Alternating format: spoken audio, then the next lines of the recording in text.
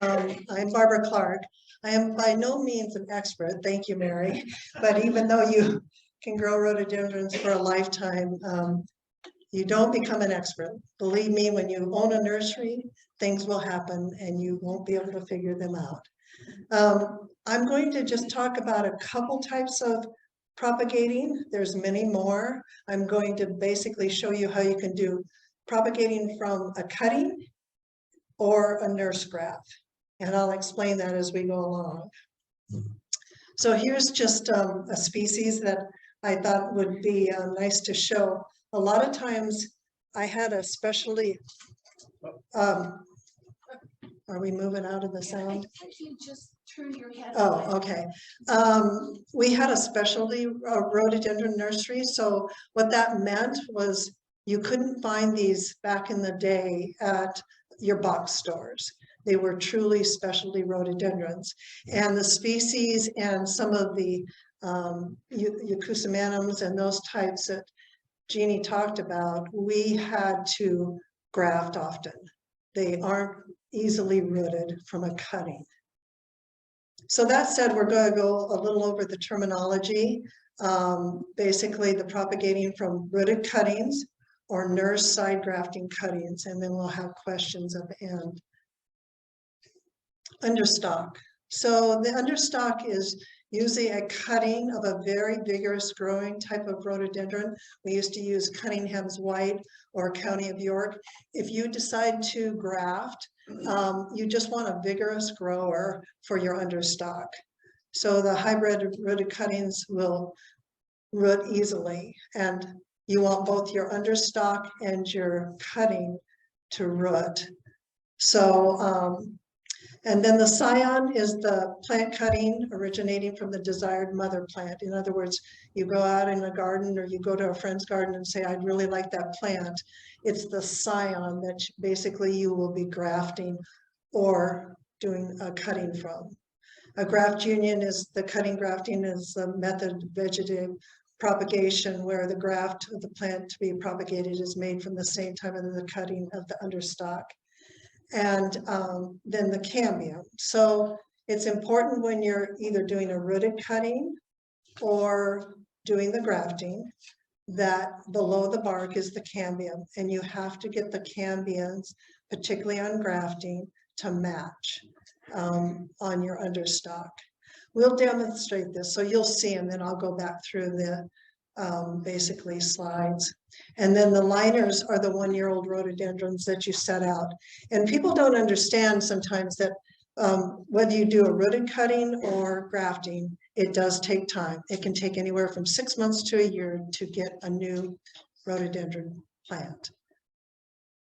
So some of our tools needed, and the timing of the cuttings, the taking of the cuttings, the storing of the cuttings, the sticking of the cuttings. And sticking, when I talk, that's terminology when we used to just stick them in the soil, and the timing of the new plants. So your tools, you can use a container that is anywhere from a 4-inch to a gallon to a flat. I had obviously a greenhouse. I had 3-foot size beds, high beds, and they had pit rock in them. They had sand and gravel, heat cables, and hardware cloth. And so we were doing this on a very large scale. The growing medium is roughly half peat moss and half perlite. You can buy a bagged propagating soil.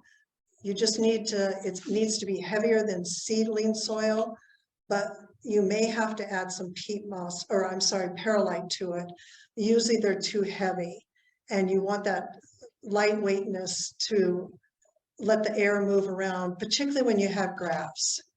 You need very sharp bladed tool, kitchen shears, basically pruners, a utility knife, a razor blade, anything that you become comfortable with. And you'll see when I do this demo, you have to be comfortable with your grafting tool. It can even be an X-Acto knife. We used grafting rubbers, as we call them, or bands, and you can get those readily available still now through your horticulture supply house. And then you need some type of rooting hormone. They're, you don't have to have rooting hormone. You can also use, we used to use willow water, but the rooting hormone will stop basically any diseases or fungal, particularly fungal diseases.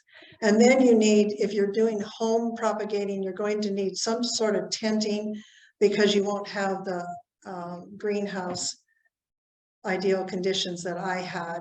And that was basically, we took our cuttings in June, we had top mist, and then in the winter we covered them with plastic, basically lids, and we had heat mats.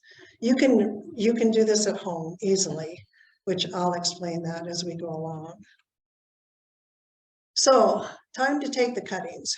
There's also, you know, for everything you do, there's always controversy. So the old timers believe fall was the time to take the cuttings. For the nursery business that I was in, we always took our cuttings in June. The most important thing is to remember that it has to be this year's growth, and it has to be not too soft or not too hard. And how do you determine that? Well, it's just practice, practice, practice. You will get where you will realize that your cutting will fail if it was too soft or if it was too hard.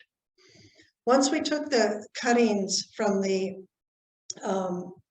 mother plant that we wanted, we would basically wash them in 10% bleach solution, bag and refrigerate them.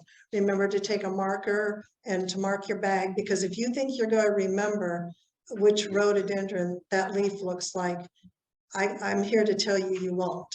I field grew, and yes, they become like your children. You can identify them without tags, but at the same time, if I took a cutting, my child got lost in that group. And then we would stick the prepared cuttings in a prepared soil mix.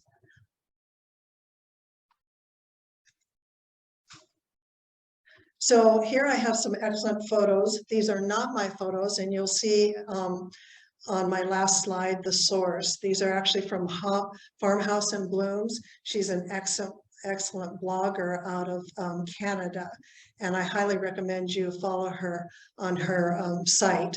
But these are her basically photos of rhododendron fresh cuttings, and these can either be, these are being prepared to root via a cutting or grafting. And so here we're just doing leaf trimming. I will do this in the actual demo. And here's what it looks like after it's been trimmed. You only want a whirl of 3 to 4, 5 leaves. You can snap out the bud. If there's a bud, some type of growth bud or a flower bud, you can snap it out just to send energy into the stem and roots eventually. So here's what it looks like to do a prepared cutting. And this is also an example of both.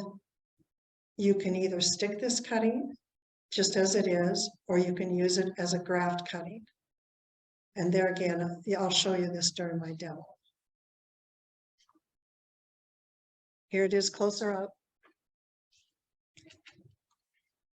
And here it is with some rooting hormone. Now, this is my photo, so you can see the difference. She had them professionally done. But what I was trying to show you is on the left, I've made the slit on the understock to take the graft.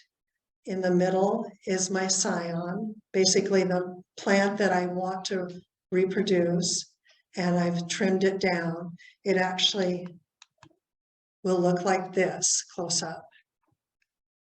And then on the far right is both the understock and the scion. And because I'm right-handed, we always did our grafts to the right side.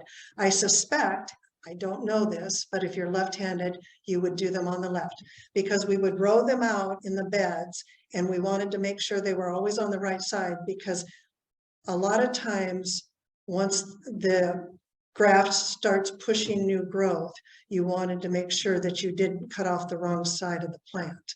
You didn't want your understock, you wanted your basically new plant. So, and that's with the band on it.